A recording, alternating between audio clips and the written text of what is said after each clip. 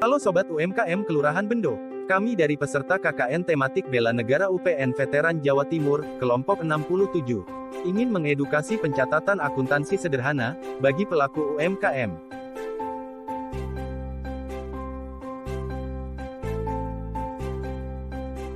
Secara umum, akuntansi merupakan proses pencatatan, pengelompokan, pengolahan, dan penyajian data keuangan. Dalam bisnis akuntansi, berguna untuk mengukur hasil kegiatan ekonomi organisasi serta menyampaikan informasi pada pihak ketiga. Selanjutnya adalah siklus akuntansi secara umum. Tahap pertama adalah bukti transaksi. Bukti transaksi sendiri dapat berupa nota, kwitansi, dan faktur. Bukti transaksi tersebut harus dianalisis terlebih dahulu untuk mengetahui akun mana yang terpengaruh.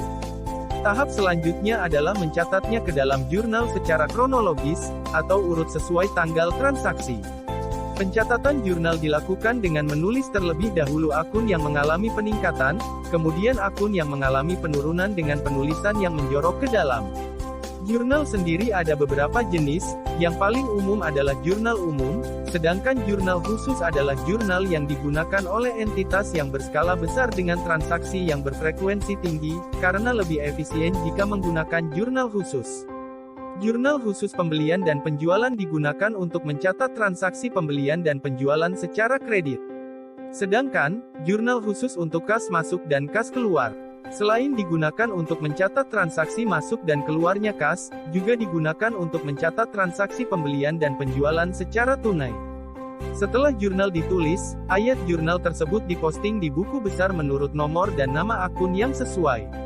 Buku besar sendiri merupakan buku yang berisi ikhtisar perubahan saldo akun-akun atas transaksi yang terjadi. Selain ada buku besar umum, terdapat juga buku besar pembantu yang berfungsi sebagai rincian dari akun-akun tertentu. Seperti buku besar pembantu utang dan piutang yang dibuat untuk merinci nama-nama debitur dan kreditur yang dimiliki oleh entitas, serta buku besar pembantu persediaan yang digunakan untuk merinci persediaan berdasarkan jenisnya. Selanjutnya pada akhir periode, kita menyusun neraca saldo. Neraca saldo adalah suatu daftar yang berisi seluruh jenis nama akun beserta saldo total dari setiap akun yang disusun secara sistematis sesuai dengan kode akun yang bersumber dari buku besar perusahaan pada periode tertentu. Setelah menyusun neraca saldo, kita harus menyesuaikan beberapa akun yang harus disesuaikan, seperti biaya dan pendapatan yang diterima dan dibayar di muka agar akun tersebut mencerminkan saldo yang sesuai dengan tanggal laporan. Selanjutnya, untuk memudahkan dalam penyusunan laporan keuangan, kita bisa membuat neraca lajur. Secara umum, neraca saldo berisi 10 kolom, masing-masing 2 kolom debit kredit untuk neraca saldo, jurnal penyesuaian, neraca saldo setelah penyesuaian, laba rugi, dan neraca. Langkah pertama, kita memasukkan nomor dan nama akun, serta saldo sesuai dengan neraca saldo yang telah kita susun sebelumnya ke dalam lajur untuk neraca saldo. Langkah selanjutnya, kita bisa memasukkan entry-entry penyesuaian ke dalam lajur jurnal penyesuaian, sesuai dengan nama akun-akun yang terpengaruh. Setelah itu, kita bisa memindahkan saldo per akunnya dalam lajur neraca saldo setelah disesuaikan. Saldo yang kita pindahkan adalah saldo dalam lajur neraca saldo yang telah disesuaikan dengan jurnal penyesuaian. Langkah selanjutnya, kita harus memilah antara akun real dan akun nominal, karena akun-akun real akan masuk dalam lajur neraca, sedangkan akun real akan masuk ke dalam lajur laba rugi. Selanjutnya, kita bisa menyusun laporan keuangan mulai dari laporan laba rugi, hingga arus kas. Laporan keuangan ini harus dikerjakan berurutan mulai laba rugi, hingga neraca, karena informasi antar laporan keuangan itu saling berkaitan.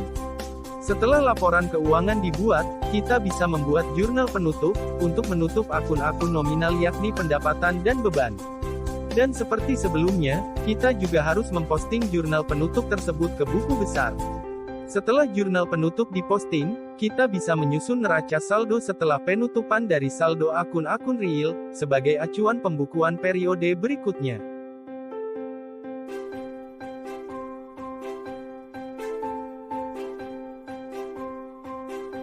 Dalam akuntansi, dibutuhkan adanya akun untuk memudahkan penyusunan laporan keuangan secara baik dan sistematis. Akun sendiri dapat diartikan sebagai rumah untuk mengelompokkan transaksi-transaksi menurut jenisnya. Akun dibagi menjadi dua. Pertama, akun real. Akun real adalah akun yang akan muncul pada laporan keuangan neraca dan bersifat permanen.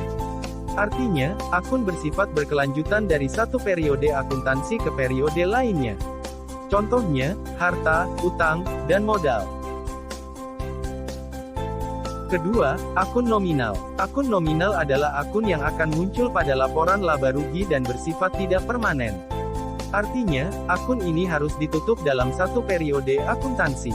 Contohnya, pendapatan, dan beban. Akun real terdiri atas 3 jenis, yaitu harta atau aset, utang atau kewajiban, dan modal atau ekuitas. Harta atau aset. Harta adalah segala sesuatu yang dimiliki entitas yang dapat dinilai dengan uang, contoh, uang tunai, persediaan, dan peralatan. Utang atau kewajiban. Utang adalah kewajiban yang harus dilunasi oleh entitas akibat suatu transaksi, contoh, utang bank dan utang pihak ketiga. Modal atau ekuitas. Ekuitas adalah hak milik entitas atas aset yang dimiliki oleh entitas, contoh, modal yang disetor oleh pemilik dan modal saham. Akun nominal, terdiri atas pendapatan dan beban.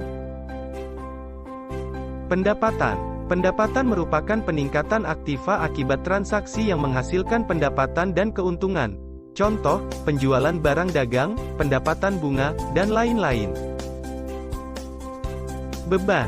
Beban merupakan biaya yang dikeluarkan yang terkait dengan kegiatan operasional entitas untuk mendapat keuntungan. Contoh, pembelian, ongkos kirim, biaya listrik, air, dan telepon. Rumus persamaan dasar akuntansi, yaitu aset sama dengan utang plus modal. Mekanisme debit kredit.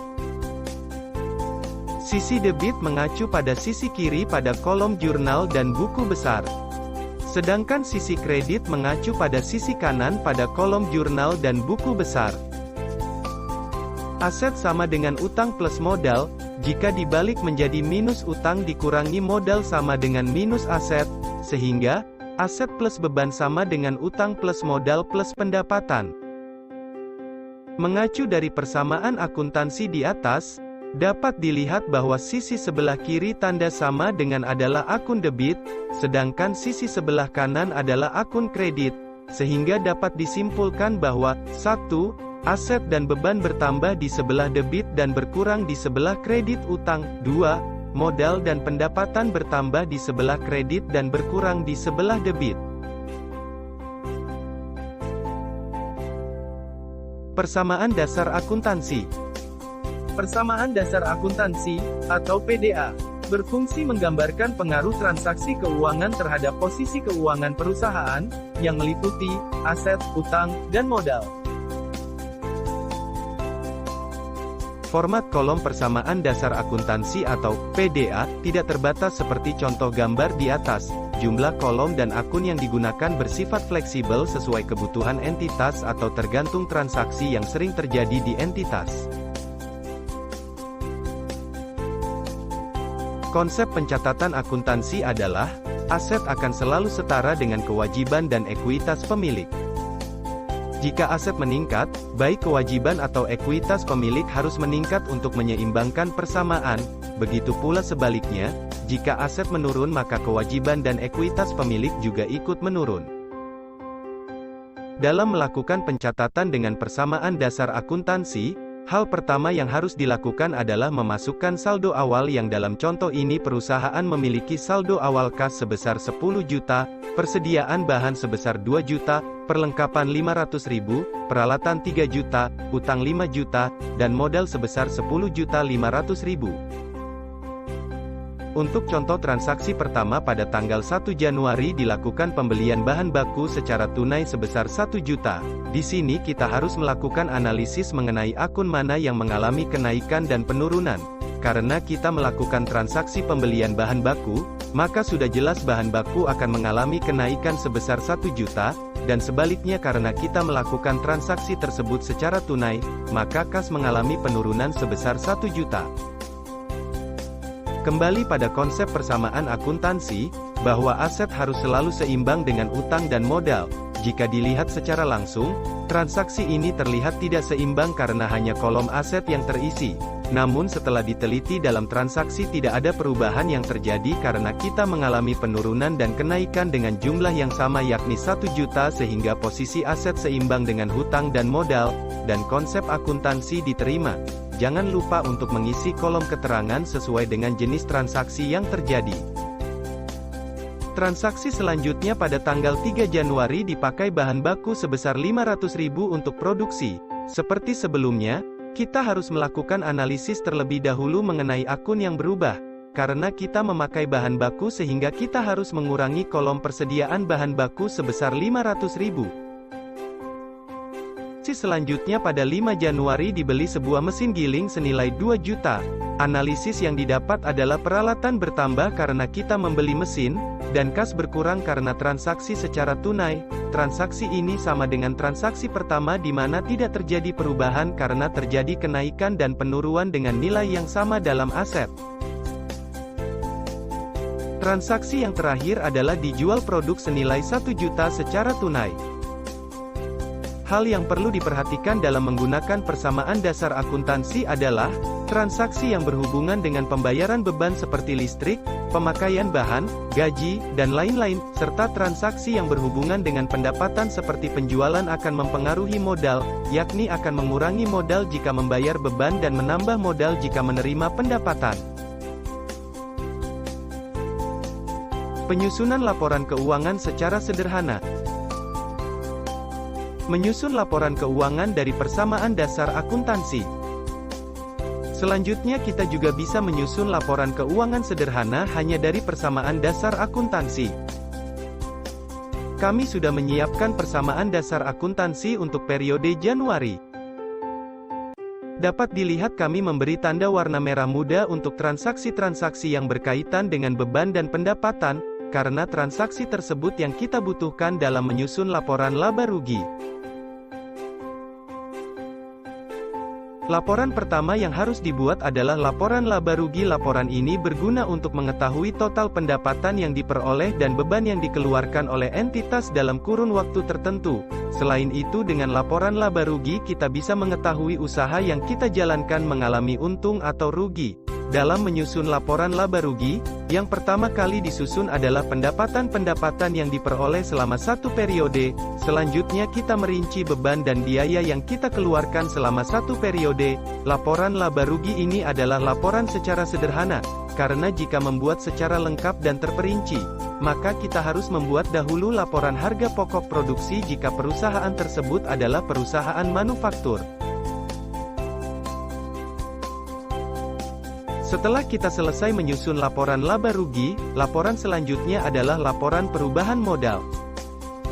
Informasi yang digunakan dalam laporan perubahan modal adalah modal awal periode yang diperoleh dari persamaan dasar akuntansi, sedangkan untuk kenaikan atau penurunan informasi didapatkan dari laporan laba rugi yakni dari bagian laba atau rugi bersih. Jika perusahaan telah memiliki NPWP, maka yang digunakan adalah laba atau rugi setelah pajak. Laporan terakhir adalah laporan neraca. Laporan ini menunjukkan posisi keuangan pada tanggal neraca. Data yang digunakan dalam laporan neraca diambil dari saldo persamaan dasar akuntansi per tanggal neraca. Misalnya, laporan neraca dibuat pada tanggal 31 Januari tahun 2021, maka data yang diambil adalah per tanggal 31 Januari tahun 2021.